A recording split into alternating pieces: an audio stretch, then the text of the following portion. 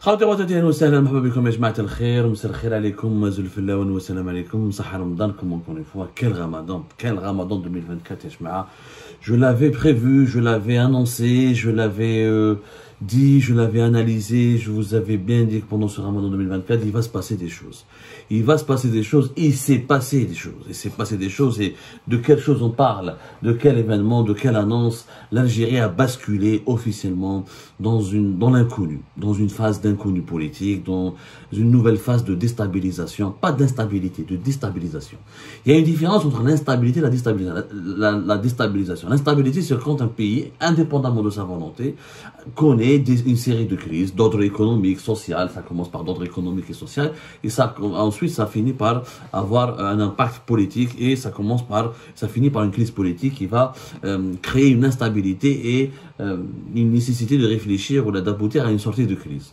La déstabilisation, c'est quand les dirigeants d'un pays, pour préserver leurs intérêts personnels, mercantiles, pour leur égoïsme, parce qu'ils sont égoïstes, parce qu'ils pensent d'abord à leurs intérêts, parce qu'ils priorisent leurs intérêts au détriment de l'intérêt général, et ils orchestrent des manœuvres politiques qui créent un climat d'instabilité dans le pays, d'incertitude et d'insécurité. C'est ce qu'on vient de faire avec l'organisation d'une élection présidentielle anticipée. On l'a analysé plus tard dans ma première émission de aujourd'hui, nous sommes le 23 mars 2024, et on a dit que la dépêche de la PS, il faut la lire. Allez-y, arrêtez tout et allez-y lire la dépêche de la PS du 22 mars, hier le 22 mars 2024, qui a été publiée à 16h15. Présidentielle anticipée, les raisons d'une annonce. Allez voir, c'est un concentré de tout ce qui caractérise le régime algérien. La contradiction, la schizophrénie, l'absence du bon sens, l'égoïsme, la terreur, la brutalité, l'irrationalité, tous les vices, toutes les tares, tous les défauts que nous reprochons au régime algérien, nous les retrouvons dans cette dépêche de la PS. Il faut la lire, Yajma. Il faut la lire pour la comprendre. C'est un concentré de mensonges, de manigances, de manipulations et de mauvaise foi. Rien dans les raisons qui ont été évoquées par la voix officielle de l'État algérien, il n'y en a pas une qui est rationnelle, il n'y en a pas une qui est patriotique, il n'y en a pas une qui est légale. La preuve. Dans une partie de cette dépêche, soi-disant, le président Al-Majid Tebboune a voulu organiser une élection présidentielle anticipée pour revenir vers le peuple, pour permettre au peuple de choisir son propre destin. Comme si on organisait, alors que je vous l'absence de toute logique. C'est-à-dire que nous avons affaire à des individus qui n'ont pas de raison, qui n'ont pas je ne sais pas qu'est-ce qu'il y a dans leur tête. Est-ce qu'une élection présidentielle tout court, ordinaire, elle est censée aussi permettre au peuple de choisir? On organise des élections pour que le peuple choisisse. Ce ne sont pas les élections anticipées qui sont plus représentatives de la volonté du peuple que les élections ordinaires. Élections anticipées ordinaires, le peuple est appelé à choisir, quoi qu'il en soit. Mais bon, je trouve la PS. Le deuxième enseignement, selon lui, selon la PS, le deuxième enseignement de cette décision d'anticiper ou d'avancer les élections présidentielles de 2024 et l'éternel retour au peuple.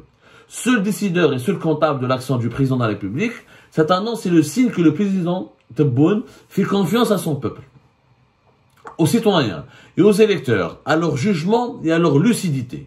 Certes, certaines voix habituelles ont commencé à échafauder les scénarios les plus absurdes, faute de décoder la boîte noire présidentielle. La parole est libre, la spéculation est gratuite. Sauf que si les ennemis sont désarçonnés, c'est précisément à cause de cette relation charnelle entre un président et son peuple. Le président Tebboune n'a jamais eu besoin d'un intermédiaire, d'un filtre, d'une tutelle. Il avait établi dès le début de son mandat le langage de la vérité et de la franchise pure avec son peuple.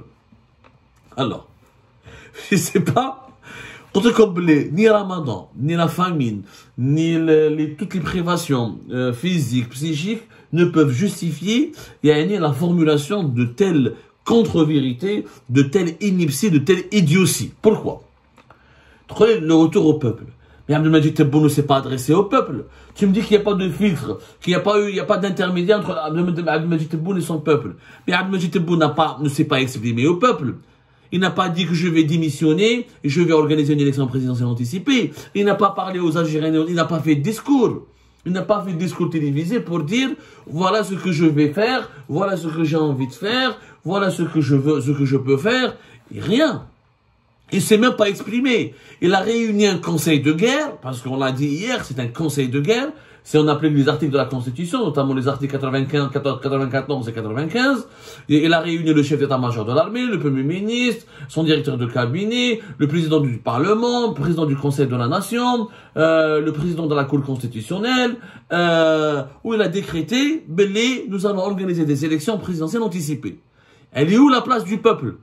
À quel moment le peuple, on lui a parlé? À quel moment le peuple, Abdelmajid Tebboune lui a parlé, lui a adressé une parole, lui a expliqué quoi que ce soit? Le peuple a été, le peuple algérien pour le moment, il est totalement absent de cette équation. Je dis bien, il est totalement absent de cette équation. Il y a eu une réunion qui a été organisée. Si on applique, si on voit la description de la composition de cette réunion, ça nous rappelle les articles 93 et 94, plutôt, les articles 94 et 95 de la Constitution qui parlent d'état de guerre, d'état d'exception et d'état de siège. Quand on réunit le président du Parlement, le président du Conseil de la Nation, le chef de l'armée, le président de la Cour constitutionnelle, le Premier ministre et le ministre de l'Intérieur, c'est que nous sommes dans une situation tellement très exceptionnelle, dangereusement exceptionnelle, et qu'il y a un péril qui menace le pays. C'est pas moi qui le dis. C'est les articles de la Constitution algérienne. Je n'ai absolument rien à dire. C'est les articles 97 et 98 aussi. Ils en parlent. Pardonnez-moi, c'est les articles 97 et 98. Mais chez les articles 95 et 96, c'est les articles 97 et 98. En cas de nécessité impérieuse, en cas de en cas de péril imminent qui menace les institutions de l'État, on réunit le président du Parlement, le président du Sénat, le président de la Cour constitutionnelle, le chef de l'armée, le Premier ministre et les ministres les plus importants du gouvernement. Donc, le peuple n'a pas eu droit à une quelconque parole. Le peuple, on l'a terrifié. Le peuple est dans l'incertitude. Le peuple est en train quasiment, ils se sont menacés. Ils se sentent dans l'insécurité. Du jour au lendemain, une demi-heure avant le Ftor, Ramadan, on nous annonce des élections présidentielles anticipées. Sans qu'il y ait un discours, sans qu'il y ait des explications, sans qu'il y ait des circonstances qui peuvent justifier cette décision. Et cette annonce fait suite à un conseil de guerre. Lorsque les responsables des institutions les plus sensibles du pays se rencontrent en présence du chef de l'armée et du président de la République. Donc ne me dites pas que ce ne sont pas les ennemis de Tebboune qui sont désarçonnés, c'est le peuple qui est désarçonné. C'est ce peuple que l'APS, que Tebboune prétend servir, selon l'affirmation de l'APS. Donc c'est extrêmement grave. On va sauter un peu. La troisième enseignement, parce que, alors, la première raison de l'annonce de cette élection présidentielle anticipée, selon l'APS, donc la voix officielle de l'État algérien, c'était de revenir vers un calendrier normal et d'organiser des élections, pas comme celle de décembre 2019, ni dans la violence, ni dans la brutalité. On a expliqué que c'était faux, injustifié et tout simplement mensonger, parce que le calendrier normal, c'est la fin du mandat présidentiel. Et que s'il doit écourter son mandat présidentiel, il doit démissionner. Or, il ne l'a pas fait encore. On attend d'ailleurs des explications, de réactions de sa part. Peut-être qu'il va démissionner dans les prochains jours. Et là, ça va changer la donne. Et notre lecture va changer. Mais quoi qu'il arrive, il a plongé le pays dans l'instabilité. De fait, nous sommes dans une crise politique. De fait, là, nous sommes dans une crise de succession, une crise d'incertitude, une crise on dit que l'Algérie était une crise qui dure depuis 2019, puisque l'APS a dit que les élections de décembre 2019 ont été organisées dans la brutalité, dans la violence. Et donc, le fruit de cette élection, c'est l'actuel président de la République, Abdelmajid Tebboune. Donc, nous vivons dans une situation de très forte turbulence politique. Ce qui va avoir, je le rappelle, de graves conséquences sur les investissements économiques étrangers en Algérie, sur les investissements privés en Algérie, sur le moral de la population, sur le moral et la confiance des entreprises algériennes, parce que on ne peut pas créer des emplois ni créer des richesses dans un climat malsain, dans un climat où il n'y a pas de confiance, où il n'y a pas de sécurité, où il n'y a pas d'assurance et de garantie par rapport à l'avenir immédiat du pays. Je ne fais un mot. Maintenant, Le troisième enseignement, la troisième raison selon la PS, encore une fois, désolé, je me répète parce que c'est important, ce n'est pas n'importe qui a écrit cette dépêche, c'est la PS, c'est la voix officielle de l'État algérien. La troisième raison de cette annonce, elle est géopolitique. Le dernier sommet du gaz, la gestion des conflits, les mutations géostratégiques et sécuritaires dans la région ont certainement mûri cette réflexion. Influée sur cette annonce, l'Algérie joue une partition serrée qui va conditionner son avenir de nation face au nouveau colonialisme. Les menaces extérieures sont telles, réelles et palpables, qu'écourter le premier mandat est une nécessité tactique. Là, on parle qu'il faut écourter le mandat parce qu'il y a des menaces extérieures. Quelles sont ces menaces extérieures? Une anticipation de turbulences programmées. L'enjeu international prédomine sur l'enjeu national. Alors au départ, vous nous dites qu'il faut revenir vers un calendrier normal et que le pays n'est pas en crise, que nous avons des institutions qui sont fortes, que nous avons des institutions qui sont équilibrées et que le président Tebboune a fait un bon travail, qu'il est avec le peuple, qu'il aime le peuple, qu'il n'y a pas de filtre entre lui et le peuple et qu'il sert le peuple, donc il n'y a pas de problème en Algérie. Ensuite, ah non, il y a des menaces. Nous sommes menacés, il faut écourter encore une fois le mandat, alors qu'on ne peut pas écourter le mandat. On ne peut pas. Pour écourter le mandat, il doit partir, Tebboune. Est-ce que Tebboune va prendre le risque de partir? Parce que s'il part, il démissionne. Même s'il veut se représenter aux élections prochaines. S'il part de la présidence, il n'aura pas le contrôle de l'État. C'est ça le problème. Zerouel, il a écourté son mandat. Liamin Zerouel, il a écourté son mandat. Au lieu de partir en novembre 2020, il est parti en avril 99. Mais Tebboune n'a pas écourté. Tebboune veut rester au pouvoir et réduire son mandat pour commencer. En fait, Tebboune ne veut pas écourter son mandat. Il veut commencer son deuxième mandat le plus rapidement possible. C'est ça la raison. Pourquoi? Parce que lui, il est dans parce que lui, il a peur. C'est pas le peuple. Le peuple n'a pas peur. Le peuple, les Algériens n'ont pas peur. Les Algériens ont des espoirs, ils ont des objectifs, ils ont des réclamations, ils ont des revendications. Ils veulent un autre pays, un autre avenir. Ils veulent d'autres institutions. Ils veulent un autre mode de gouvernance du pays. Mais celui qui a peur de ne pas être sûr d'être réélu, c'est Abdelmadjid Tebboune. Et là, les raisons qui sont avancées par l'APS, ce ne sont pas les raisons pour la stabilité du pays, là pour la sécurité du pays, c'est pour la stabilité du régime Tebboune et pour la sécurité du régime de Tebboune, qui lui se sent en insécurité. Parce qu'il a peur de s'effondrer avant décembre 2024. Parce qu'il a peur de plusieurs menaces, qu'elles soient internes et surtout externes.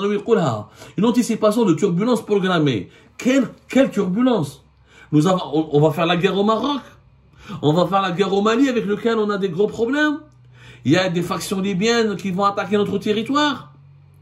C'est quoi? Il y a Israël qui va attaquer l'Algérie. Il faut expliquer à son peuple quelles sont les menaces extérieures. Les menaces extérieures sont-elles réelles et palpables? Qu'écourter le premier mandat est une nécessité tactique.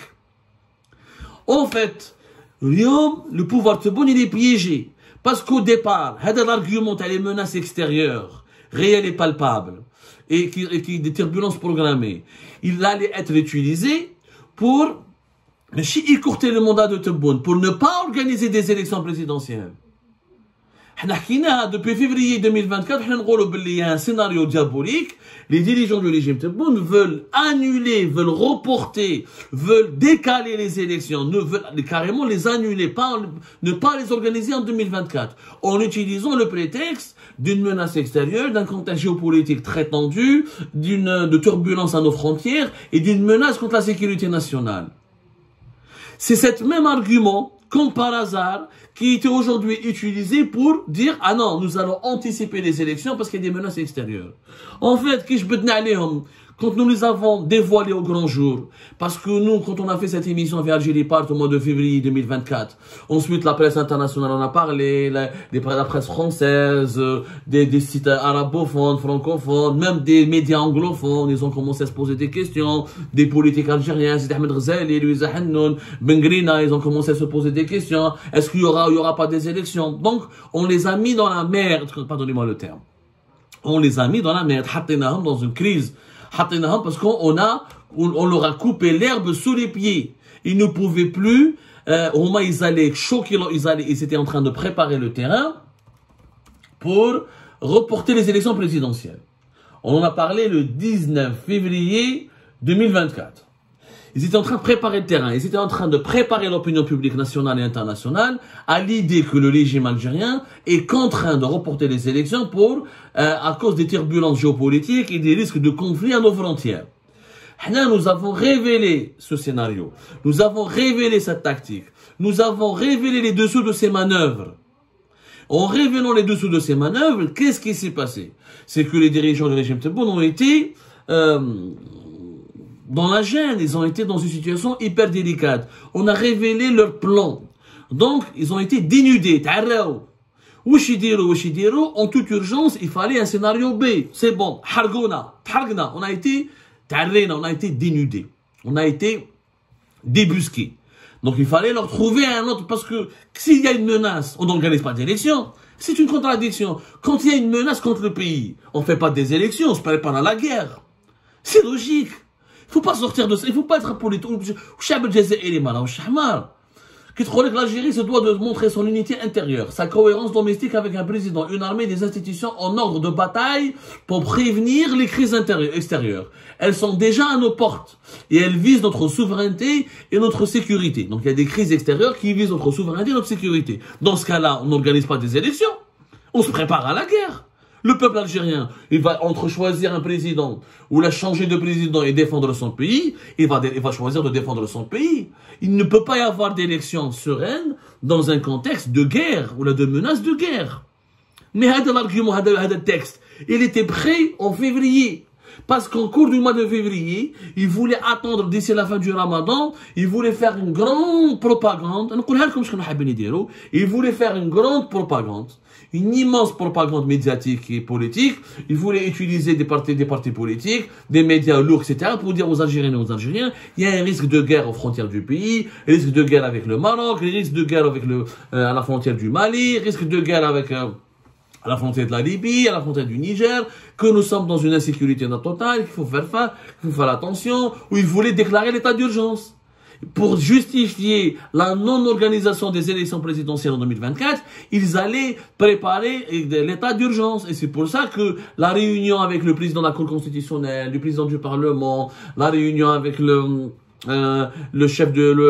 président du Conseil de la Nation, avec le chef de l'armée, avec le ministre de l'Intérieur et le Premier ministre, le directeur du cabinet, c'était une préparation. En fait, elle était déjà dans la boîte, cette idée-là, de préparer un conseil de guerre. Mais sauf que lorsqu'on leur a volé l'argument, lorsqu'on leur a discrédité l'argument d'une menace de guerre ou d'une menace extérieure pour reporter les élections, puisqu'il n'y a pas de menace. Le Maroc a annoncé officiellement qu'il veut la paix, qu'il veut pas faire la guerre à l'Algérie. Les États-Unis d'Amérique ont changé leur ambassadeur, ils envoient quelqu'un qui lui-même œuvre, Yaris Yoshua en 2023, qui est venu avec un plan de paix entre l'Algérie et le Maroc. Le Mali, il n'a pas attaqué l'Algérie, il dit juste, je veux protéger mon territoire et je veux pas que l'Algérie se mêle de mes affaires internes. Mais qui veut faire la guerre à l'Algérie? Dites-le nous. Bon, le moment où il n'y a que les dirigeants du régime Tebboune qui veulent faire la guerre à leur peuple. C'est eux qui sont en train de faire la guerre à leur peuple. En semant la zizanie, en semant l'insécurité, en semant le venin, je dis bien, en semant le venin de la terreur. On veut terrifier les Algériens et les Algériens. Les crises sont en extérieur. Il y a pas mal de pays qui ont des guerres. La Turquie, elle a fait des élections présidentielles récemment. La crise syrienne, elle était à ses côtés, à ses frontières. Le conflit ukrainien était même à ses frontières. Pourquoi?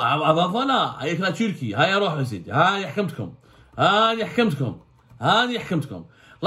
Les élections présidentielles de la Turquie en 2023. Entre mai et 14 mai 2023. La Turquie, elle est quasiment, à cause de la mer Noire, elle est frontalière pratiquement de la Russie et de l'Ukraine.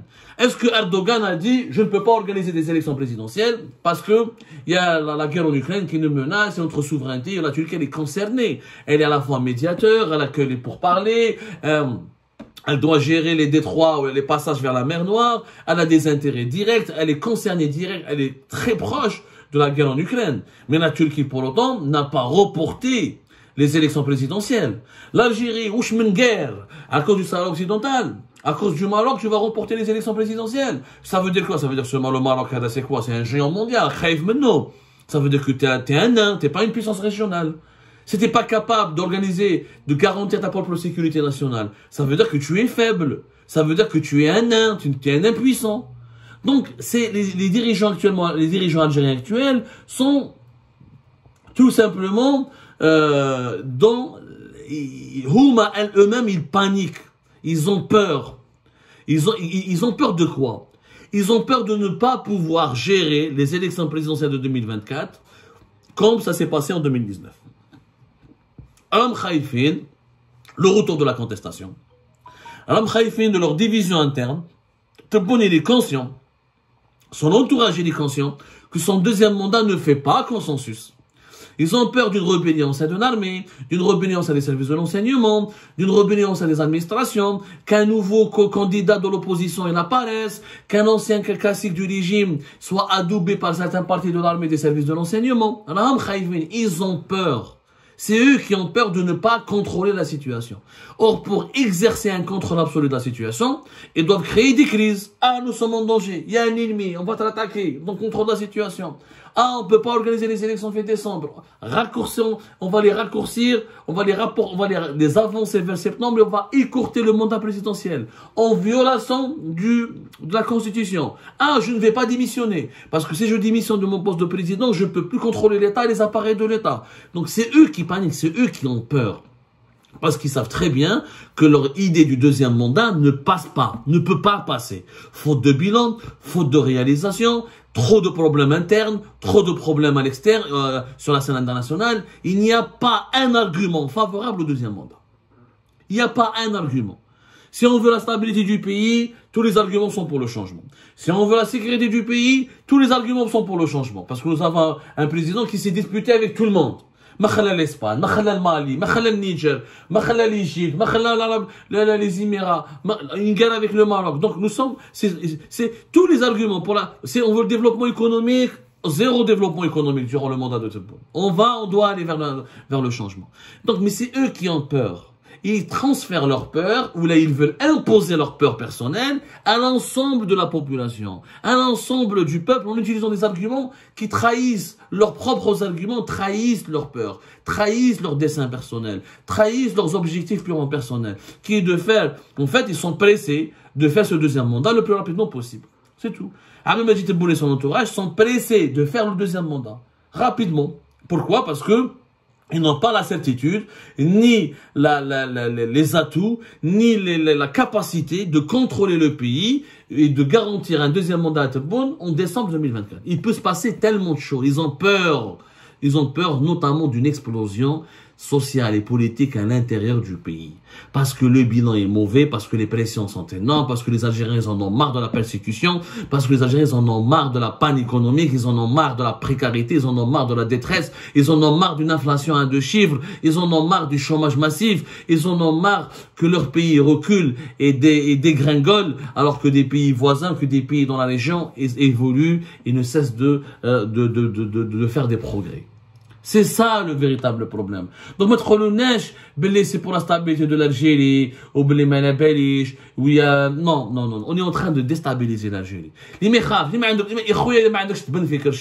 élections fait décembre. Dès les élections fait décembre, affronte. Dès le deuxième mandat, fais ton deuxième mandat, mais tu affrontes des candidats libres et indépendants, transparents. Tu les affrontes. Tu acceptes la contradiction, tu acceptes le défi. Toi, tu commences la convocation du corps électoral dès le 8 juin. C'est-à-dire qu'à partir du 8 juin, les candidats doivent déposer leur dossier. Comment tu peux rassembler 50 000 signatures, 600 signatures? Qui va donner les signatures aux opposants? Comment est-ce qu'on a le temps nécessaire de composer, de préparer son dossier? C'est hyper compliqué, Yanas El Khair. C'est très, très compliqué. Et nous allons continuer d'analyser ensemble